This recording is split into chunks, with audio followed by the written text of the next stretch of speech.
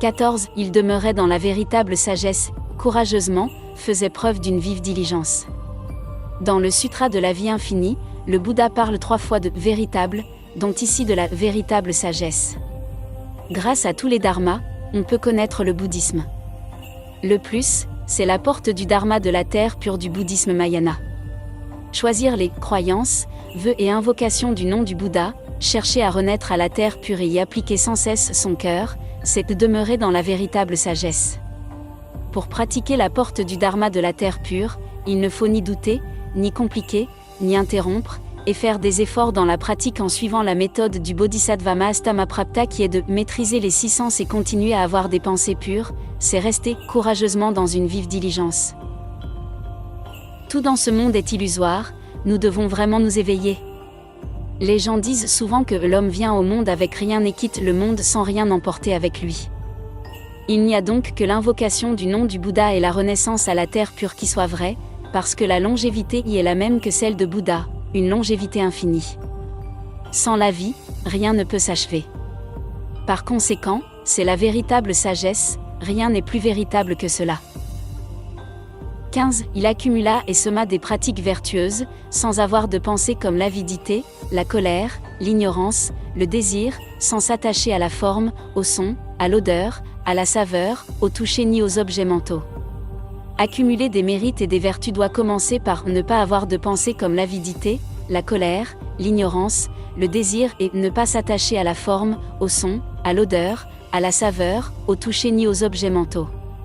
Quand des pensées comme l'avidité, la colère, l'ignorance, le désir ne font plus jour dans notre cœur et quand l'environnement extérieur ne nous tente plus, ce sont des mérites.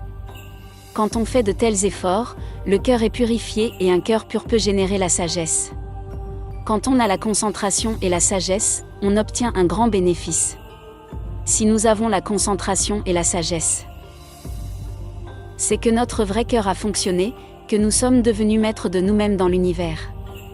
Quand une personne perd la concentration et la sagesse, ce sont les ennuis et les tentations qui dominent, elle mérite la pitié. Par conséquent, la pratique et l'apprentissage ne consistent en rien d'autre qu'éliminer avidité, colère et ignorance de l'intérieur et de rompre avec toutes les tentations de l'extérieur. Cette phrase nous apprend les principes de la pratique et de l'apprentissage. Quand des pensées comme l'avidité, la colère, l'ignorance, le désir font jour à l'intérieur de notre cœur, nos actes ne sont plus justes, il faut les corriger. Voilà le critère pour distinguer entre la vertu et le vice. Le grand maître Huineng, le 6e patriarche dit qu'il n'y a rien dans la nature originelle, c'est cela le vrai cœur, parce qu'il n'y a rien dans le vrai cœur. Les avidités, colère, ignorance et arrogance sont illusoires. En présence de ces choses illusoires, le vrai cœur ne peut pas se manifester même si l'on a toujours ce vrai cœur. Quand on élimine les avidités, colère, ignorance et arrogance, le cœur est purifié et même si la forme, le son, l'odeur, la saveur, le toucher et les objets mentaux viennent nous tenter, il n'y aura plus de place pour l'avidité, la colère, l'ignorance et l'arrogance. Le Grand Sutra dit, tous les êtres sont Bouddha par nature, alors comment sommes-nous devenus ce que nous sommes aujourd'hui ? Le Sutra de l'ornementation fleurie dit très bien que c'est dû à l'illusion et à l'attachement. Ce dernier devient avidité et colère, l'illusion devient ignorance. Ce sont les causes des maladies des êtres animés. 16. Il plantait les racines de toutes les vertus, sans regarder toutes les souffrances, il avait peu d'envie et savait se contenter de peu. Il ne cherchait que les dharmas blancs profitant à tous les êtres. La poursuite de ses vœux ne le fatiguait jamais, sa patience s'accomplissait, il faisait preuve de compassion et de patience envers tous les êtres animés, il leur montrait un visage affable et leur disait des paroles aimables, il leur donnait des conseils, enseignements et encouragements pour qu'ils avancent. Il respectait les 3 joyaux, vénérait et servait ses professeurs et ses aînés, sans esprit hypocrite ni flatteur. Tous ces actes étaient magnifiquement disciplinés et respectaient les règles et les normes sous tous leurs aspects. Il contemplait tous les dharmas comme des illusions et restait dans le samadhi, dans une quiétude éternelle. Il se protégeait bien du karma verbal, en tolérant les fautes des autres. Il se protégeait bien du karma corporel, en ne transgressant aucun précepte ni code de comportement. Il se protégeait bien du karma mental, en gardant un cœur pur et sans pollution. Il plantait les racines de toutes les vertus, cela signifie accumuler les mérites et les vertus. La racine est la souche, qui peut générer 10 000 vertus, tout ce qui peut générer des choses est souche. La racine de toutes les vertus est une phrase d'invocation, Namo Amitabha. La pratique concentrée de la méthode de la terre pure, c'est l'invocation en continu et avec conscience en 2 temps, jour et nuit, NDT, et en 6 moments, matin, midi, soir, début de la nuit, milieu de la nuit et fin de la nuit, NDT. Cette courte phrase nous aide à arriver à être imperturbables, pas d'ennui dans le cœur, et à ne pas nous attacher aux apparences extérieures. En effet, les 84 000 portes des dharmas sont toutes des pratiques pour être imperturbables dans le cœur et ne s'attacher à aucune apparence extérieure. Mais parmi toutes les portes des dharmas, la méthode la plus commode, la plus facile pour s'accomplir est celle de l'invocation du nom du Bouddha. Invoquer le seul nom du Bouddha Amitabha permet d'obtenir la protection divine de tous les Bouddhas des 10 directions, c'est là où les mérites de cette invocation du nom du Bouddha sont incomparables par rapport à toutes les autres portes du Dharma. Sans regarder aucune souffrance, c'est ne pas prêter attention aux misères, se résigner avec philosophie à l'adversité. Toutes les misères proviennent de l'appel du mauvais karma fait dans les vies précédentes ou dans cette vie. Si nous comprenons bien les conditions, nous les supportons de notre plein gré. Comment peut-on blâmer les autres? Comment devons-nous faire face à la réalité? Pour ne pas tenir compte du fait que les situations soient bonnes ou mauvaises, les conditions soient favorables ou défavorables, il suffit de se concentrer sur l'invocation du nom du Bouddha. Il avait peu d'envie et savait se contenter de peu. Quand on a peu d'envie, le poids des ennuis s'allège. Si l'on peut se rassasier avec 3 repas par jour, s'habiller chaud et s'abriter dans un petit logement contre le vent et la pluie, cela suffit. Une personne satisfaite est heureuse. Quand tu es satisfait, tu demandes moins on demande, plus on est à l'aise, plus on est joyeux. Si on peut arriver vraiment à ne rien disputer aux autres gens, à ne rien demander au monde, on est plus heureux que des dieux. Quand on a la concentration au cœur, on peut réussir à ne pas s'attacher aux apparences extérieures et à ne pas être perturbé à l'intérieur de son cœur. Tout aspect de la vie doit être simple, que ce soit l'habit, la nourriture, le logement ou le transport. La simplicité est la voie de la longévité. Dans l'Antiquité, des Chinois disaient souvent que la maladie entre par la bouche. De nos jours, beaucoup de gens ont attrapé des maladies étranges, qui proviennent toutes de la nourriture. Dans le passé, en Chine continentale, les gens, habitant à la campagne, avaient des habitudes frugales et ils étaient en bonne santé et profitaient d'une grande longévité. Cela nous montre que plus les nourritures sont simples, plus c'est la voie vers une bonne santé et la longévité. En conséquence, un cœur pur excluant les illusions, une vie régulière, une nourriture simple, peu d'envie et une satisfaction constante sont les conditions essentielles d'une bonne santé. Ils ne cherchaient que des dharmas blancs, le noir représente le mal, le blanc symbolise le bien, les Indiens anciens disaient noir et blanc, les Chinois ont l'habitude de dire bien et mal. Ils ne cherchaient que des dharmas blancs veut dire ne chercher que des dharmas du bien, avoir le cœur bien orienté vers le bien, la pensée bien orientée vers le bien. Que sont les dharmas du bien? Le Bouddha dit que les 3 domaines et les 6 voies de transmigration étaient générés par attachement à soi, en d'autres termes, quand on est soi-même dans chaque pensée, quand chaque pensée concerne soi-même, les 6 voies de renaissance sont ouvertes. Les aras dépassent les 6 voies de renaissance parce que l'attachement à soi-même est vaincu. Donc, quand l'attachement à soi-même est vaincu, le cycle de renaissance n'existe plus, quand l'attachement au dharma est vaincu, les 10 domaines du dharma n'existent plus. On arrive alors à comprendre son vrai cœur et voir sa vraie nature. L'attachement au dharma crée une barrière de connaissance, l'attachement au dharma crée une barrière d'ennui. Quand on est attaché à soi-même, on a des ennuis, quand on est attaché au dharma, on est dans l'ignorance. En conséquence, rompre avec l'attachement à soi-même, c'est dépasser le cycle de renaissance. Si à chaque pensée, on ne se préoccupe que de soi-même, l'attachement à soi-même s'aggrave, comment peut-on alors sortir des 3 domaines? C'est pour cela que le Bouddha nous dit qu'il faut, à chaque pensée et à chaque intention, penser à tous les êtres et s'oublier peu à peu. Chaque pensée et chaque intention sont consacrées aux êtres, mais pas à soi-même. Si les êtres ont du bonheur, ma vie actuelle connaît le bonheur, parce que je fais partie des êtres. Il en est de même quand les êtres ont des difficultés, je n'en suis pas exempte. Donc, penser aux êtres à chaque pensée et à chaque intention, aider les êtres de tout son cœur et de toute sa force, c'est cela, ne chercher que des dharmas blancs mais aussi faire profiter tous les êtres.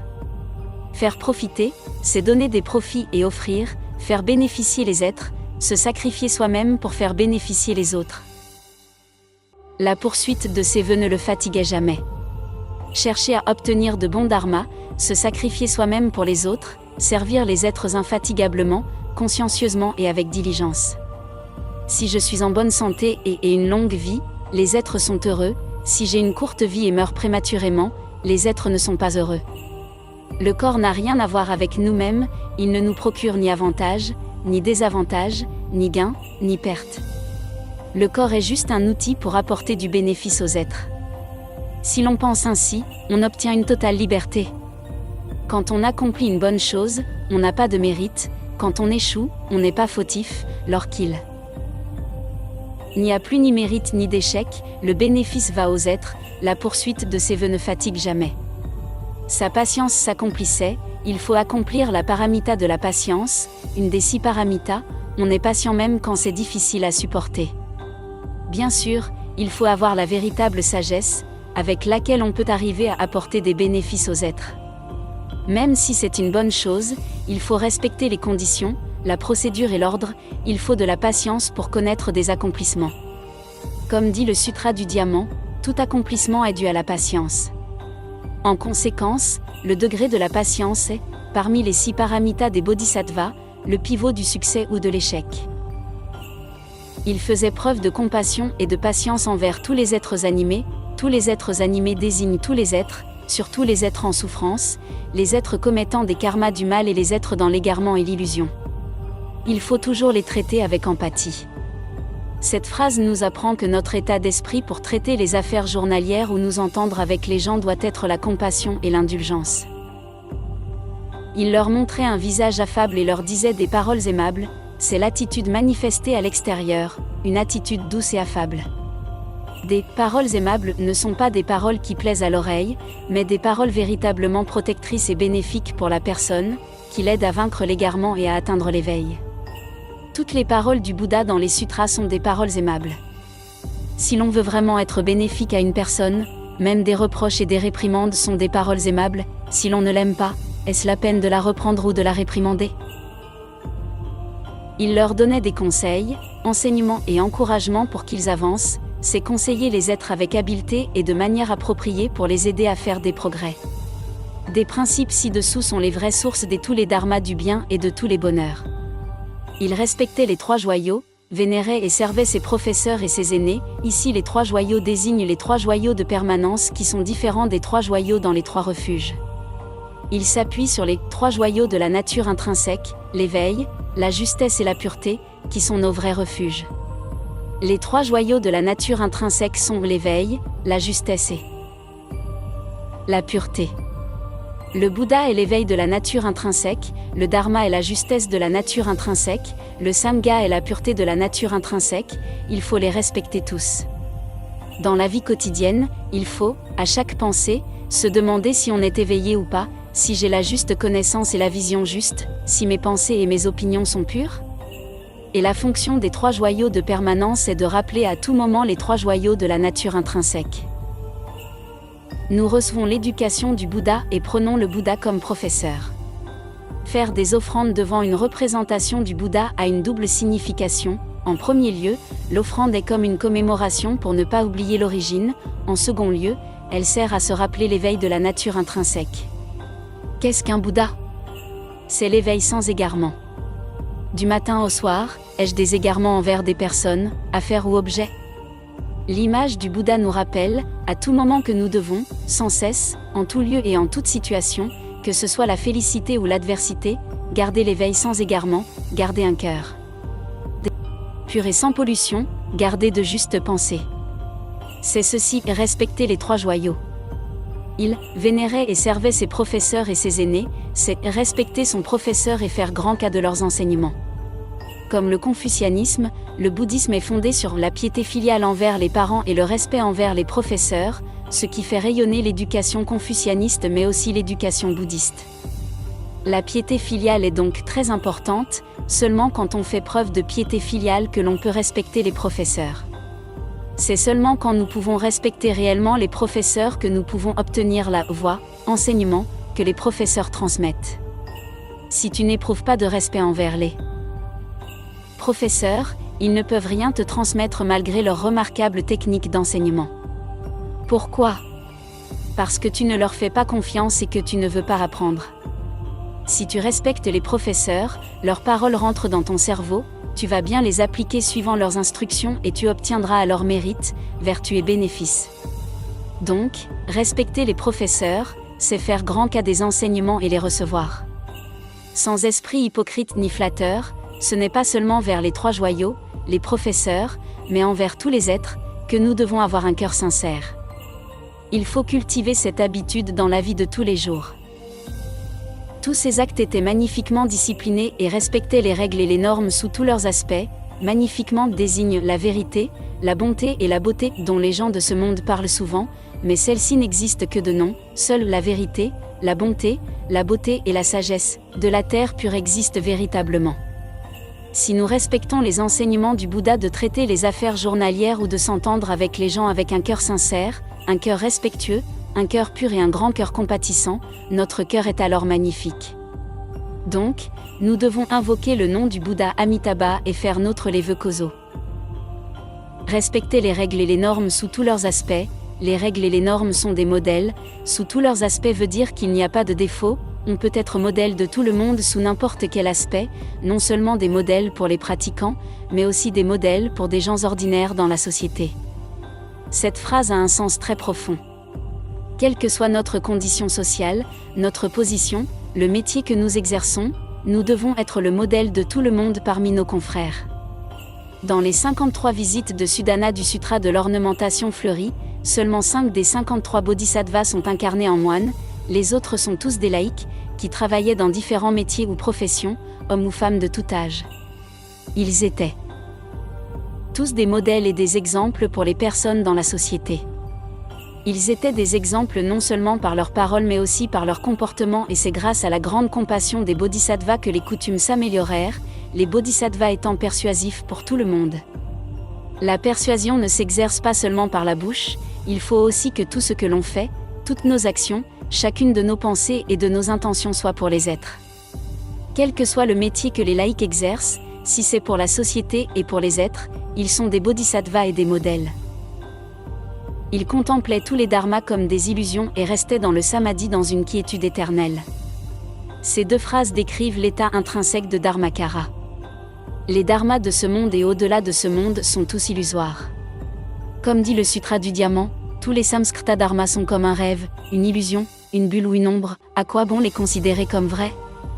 Le samadhi est un mot sanskrit, qu'on peut traduire par juste sensation, c'est-à-dire la pureté et la quiétude éternelle, dont jouissent les bodhisattvas et que même des bodhisattvas laïcs peuvent acquérir. Des camarades pratiquants qui mènent des affaires à très grande échelle m'ont dit, « Vénérable, je souffre énormément. Mes employés ne sont pas obéissants, mon affaire n'est pas facile à développer, chaque jour j'ai des soucis. » En fait, de quoi faut-il se soucier ? Le Bouddha nous a appris à contempler tous les dharmas comme des illusions et à rester dans le samadhi dans une quiétude éternelle. Si tu pratiques réellement cet enseignement, tu seras très joyeux, très libre et sans souffrance. Il y a pas mal d'entrepreneurs bouddhistes mais ils n'appliquent pas l'enseignement du Bouddha à fond, ils n'ont pas vraiment compris les fondamentaux et les principes des paroles du Bouddha. S'ils avaient vraiment compris, leur situation serait différente. Dans l'histoire de la Chine, la prospérité du début de la dynastie des Qing des Mandchous était sans précédent. Pendant les 150 années de l'époque prospère des empereurs Kangxi, Yongzheng et Qianlong, ces derniers invitaient tous les fonctionnaires, lettrés ou militaires, soit une centaine de personnes, à venir lire tous les jours dans leur palais le Sutra de la vie infinie. Tout le monde écoutait les enseignements du Bouddha et pratiquait suivant les instructions du Bouddha.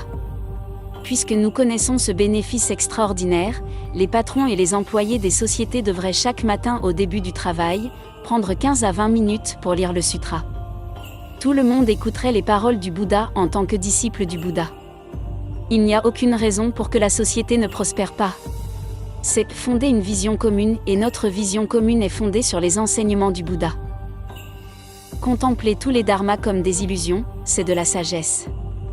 La compréhension de la vérité de tous les dharmas facilite largement le traitement de toutes les affaires et évite la production d'erreurs. Toutes les mauvaises mesures proviennent de l'incompréhension de la réalité et génèrent des fautes. Il se protégeait bien du karma verbal, en ne pas parler des fautes des autres, c'est la manifestation extérieure, il contemplait tous les dharmas comme des illusions et restait dans le samadhi dans une quiétude éternelle, c'est l'aptitude et la sagesse de l'intérieur. Contempler tous les dharmas comme des illusions. C'est de la sagesse, rester dans le samadhi dans une quiétude éternelle, c'est de la concentration. Si tu as vraiment de la sagesse et de la concentration, la manifestation extérieure est naturellement de bien se protéger du karma verbal, en ne pas parler des fautes des autres, tu n'en parles pas, même si tu les vois. Le sutra de l'estrade du 6e patriarche dit, si l'on est de véritables pratiquants de la voie, on ne voit pas les fautes des gens de ce monde. Pourquoi ne voit-on pas les fautes de ce monde ? Parce que l'on contemple tous les dharmas comme des illusions. Il n'y a ni faute ni mérite ni bien ni mal. L'état d'esprit reste égal parce qu'il n'y a pas de discrimination ni d'attachement et que, par conséquent, il n'y a pas ni bien ni mal, ni raison ni tort, ni vrai ni faux, et bien sûr, on ne parle plus des fautes d'autrui. Tous, bien et mal, raison et tort, vrai ou faux, sont les discriminations illusoires des gens de ce monde. Il se protégeait bien du karma corporel, en ne transgressant aucun précepte ni code de comportement. Le corps représente les actions, les préceptes font partie de la discipline, le code de comportement, c'est un maintien digne et grave, des manières gracieuses si l'on emploie des termes modernes. L'étiquette correspond alors naturellement aux règles, sans discourtoisie et sans commettre des fautes. Il se protégeait bien du karma mental, en gardant un cœur pur et sans pollution. Le plus difficile des 3 karmas est le karma mental. Le mauvais karma le plus facile à commettre est le karma verbal, c'est lui qui fut posé en premier. Le titre du sutra de la vie infinie comporte les termes pureté, égalité et éveil, qui sont 1 en 3, 3 en 1, un cœur pur est forcément égal, puis qu'il est pur, il est forcément éveillé. L'effet d'un cœur pur est l'éveil, un cœur éveillé est forcément pur et égal. Dans l'apprentissage du bouddhisme, si l'on pratique seulement le cœur pur, l'égalité et le juste éveil sont naturellement inclus dedans. À tout moment, en tout lieu. Dans une situation négative ou positive, on doit garder la pureté du cœur. À l'intérieur, pas d'avidité, de colère, d'ignorance ni d'arrogance, à l'extérieur pas d'attachement aux situations qu'elles relèvent du bien ou du mal. Le cœur est alors naturellement purifié. Un cœur pur est un cœur vrai, à la véritable sagesse. Avec ce cœur pur, lorsque tu traites toutes les affaires, tu ne commets pas de fautes, tu les traites comme il faut, avec accomplissement, parce que toutes les fautes sont générées par les désirs et les réflexions sur les gains et les pertes. 17. Constamment, il instruisait les êtres et les faisait demeurer paisiblement dans la véritable voie par la pratique des 6 paramitas, la générosité, la discipline, la patience, la persévérance, la concentration et la sagesse. Constamment veut dire éternellement et immuablement. À tout moment il faut observer ces 6 principes. Le premier paramita est la générosité. Pour soi-même, cela signifie lâcher prise, s'abandonner et aider les autres. Il y a 3 sortes de générosité, la générosité matérielle, la générosité du saint dharma et la générosité de l'absence de peur. La générosité est la base si l'on veut ne pas manquer de richesse, il faut pratiquer la générosité matérielle, si l'on veut avoir l'intelligence et la sagesse, il faut pratiquer la générosité du saint dharma, si l'on veut avoir la santé et la longévité, il faut pratiquer la générosité de l'absence de peur.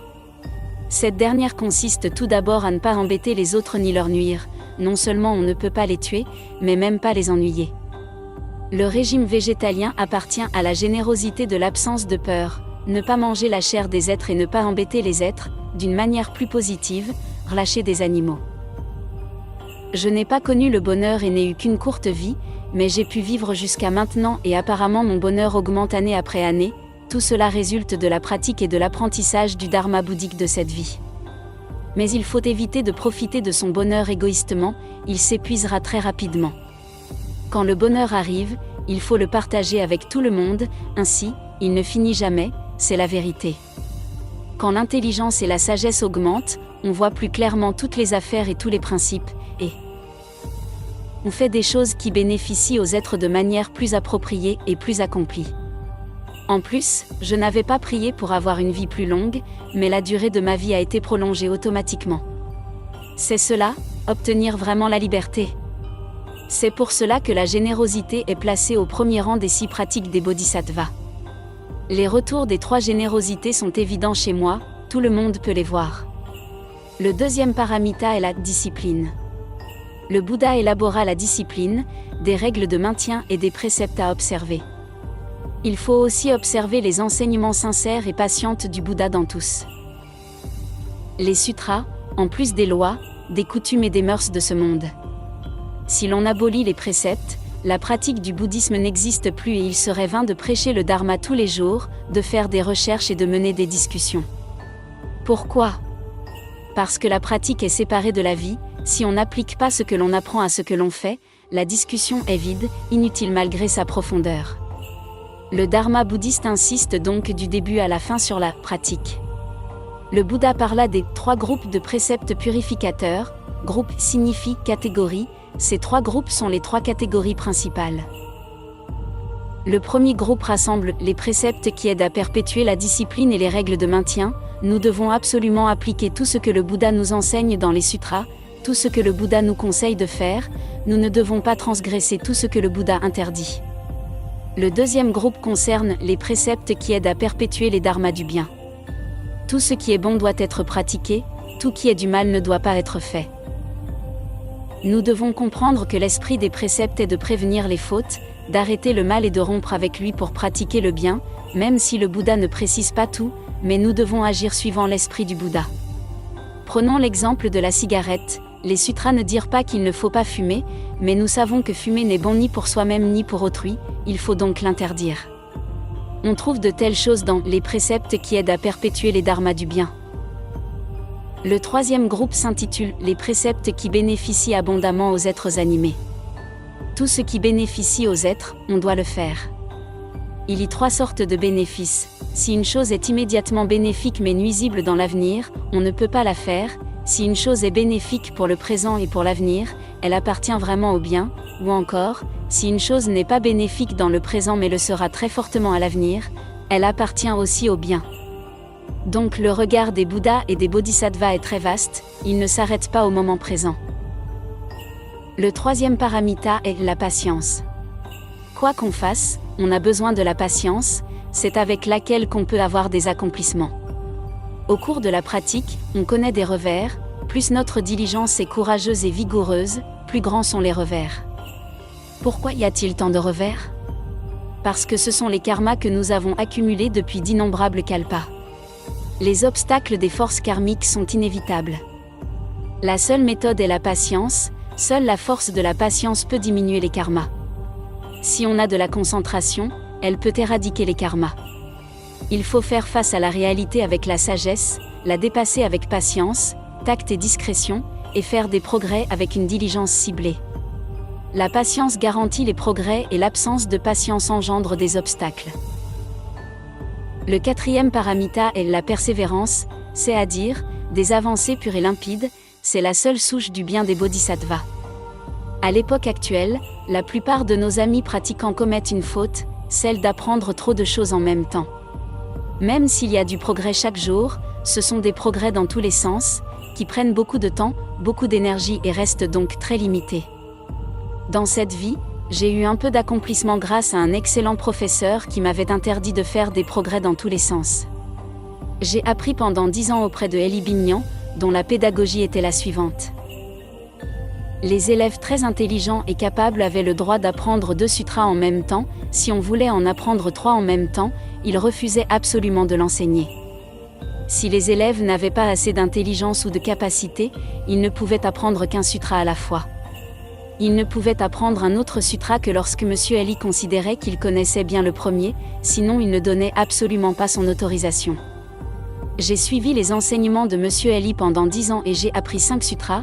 Dans certains instituts bouddhistes, on apprend plus de 5 sutras en un semestre.